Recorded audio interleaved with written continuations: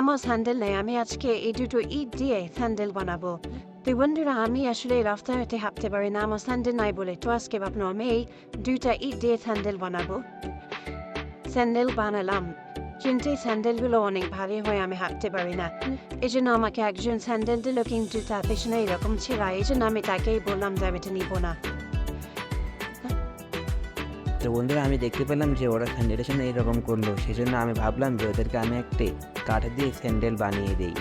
সেজন্য আমি কাঠ নিয়ে এসে কাঠগুলো ভালো করে কাটতে লাগলাম, কারণ ওকে একটা ভালো দেখে স্যান্ডেল বানিয়ে দিতে হবে।